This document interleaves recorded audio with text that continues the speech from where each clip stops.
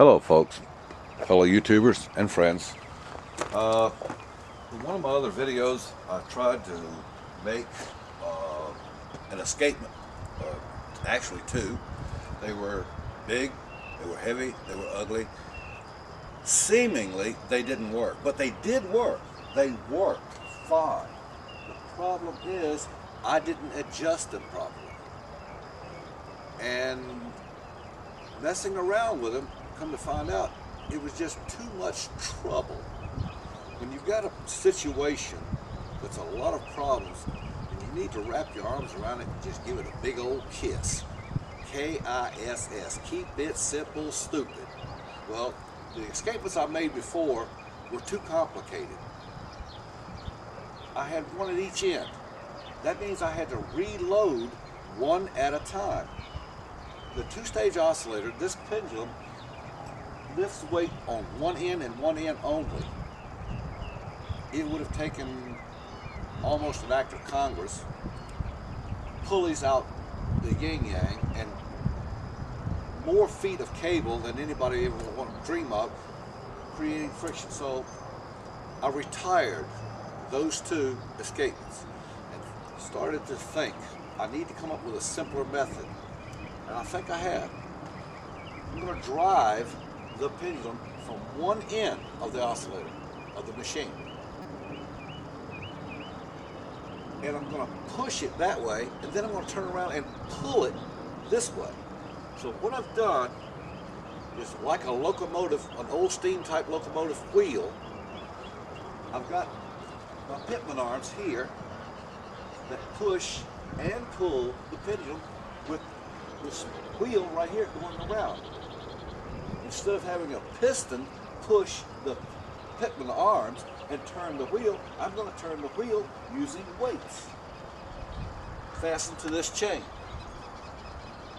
Now, just for an example, just to give you an example of what's going to happen here, I'm going to try to get it going just a little bit to show you. Now, you can see that the arm is rocking back and forth, okay? Now, if I put a 10-pound pull, this is a fishing scale, it's digital. If I, let me turn it on. If I pull with 10 pounds of force, that 10 pounds of force not only keeps the pendulum swinging, but it causes it to gain in altitude. So 10 pounds is way more force than is needed to keep it going once it gets going. Once it's completely going, it goes around the circle. One of my subscribers commented on my failed attempt with the other escapements and thanked me for showing my failure as well as my successes. Okay, this escapement works. It failed yesterday. The reason it failed was not that it was flawed. I was flawed. Okay. What we have here is the power chain. The one that you can see it ratchets. Okay. If I turn it this way, it has no effect. But if I pull on it this way, it pulls the wheel, so it ratchets back and forth. All right. Now, 10 pounds will accelerate. So I need less than 10 pounds. But anyway, I had 10 pounds on it. And I got up on the ladder and I powered it until it come around. Oh, sorry about that, folks. Anyway,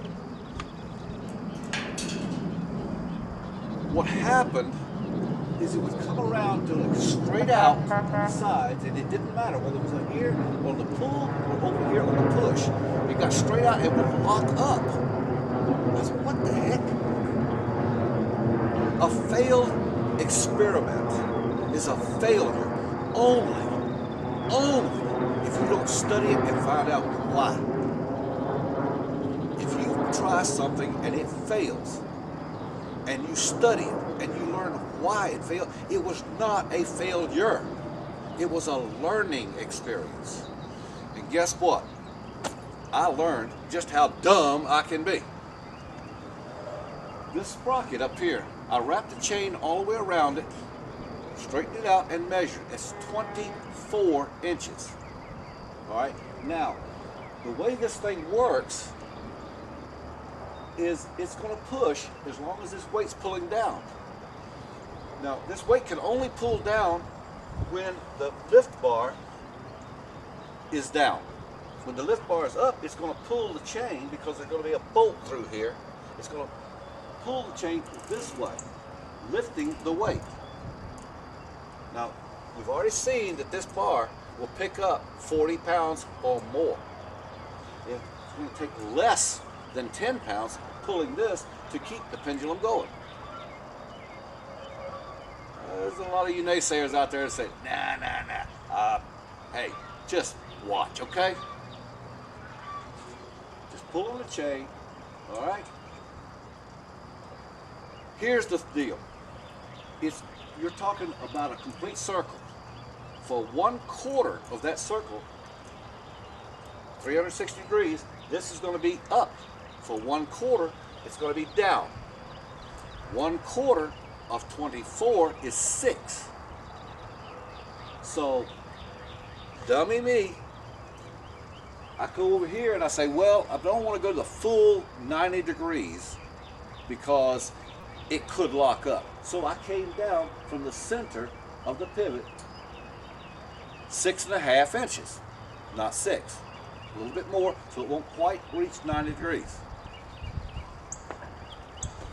Here's the dumb part. It's not this. It's this, the arm. It's 7 inches. That's why it locked up. It was trying to push it a 1/2 inch farther than it would be. So, this escapement not only will work, it will drive the pendulum, and using this little slot right here, which in just a second I'm going to zoom in on this so you can see it. There's a slot in this angle arm. This chain rides up and down that slot. The holes in the chain will accommodate a 1/8 inch bolt. 5 to 6 pounds is not too much for 1/8 of an inch. So when this arm comes up, it will raise the chain and the weight. It will drop down, and then the chain and the weight will keep going. Now, it's for 1/4 of a complete revolution, it's going to be pulling down. For 1/4 of a complete revolution, it's going to be pulling up. But it's going to do that twice for a complete revolution. So, whatever weight it takes to drive the pendulum, I'm continuously, which I'm going to do as soon as I readjust this, it's going to take twice that much weight. So if it takes 3 pounds, for example, to drive the pendulum smoothly, it'll take 6 pounds twice every revolution for 1/4 of a revolution. I don't know, I just want to share this because I want to show people that I am not the most brilliant man in the world, but I am smart enough that when I do something that should work and it doesn't, I need to stop and look and see why it didn't. I messed up. So what I'm going to do is I'm going to re-drill this hole 1 inch further down, so it'll be 7.5. I don't know. I may have to drop this another inch as well.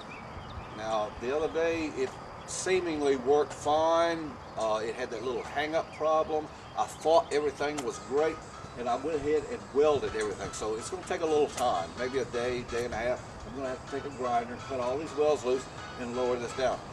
I'm going to try to run it without lowering this, just lowering that in. I don't know if that's going to work. If anybody thinks it will, just let me know. But I guess what I'm just trying to say is we're getting close. We're getting real close. All right, let me show you this little notch deal down here if I can, that you'll see what the heck's going on. Uh-oh, getting real close to the end of my time limit.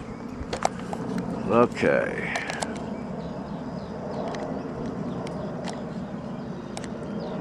You see that notch? There it is. Okay.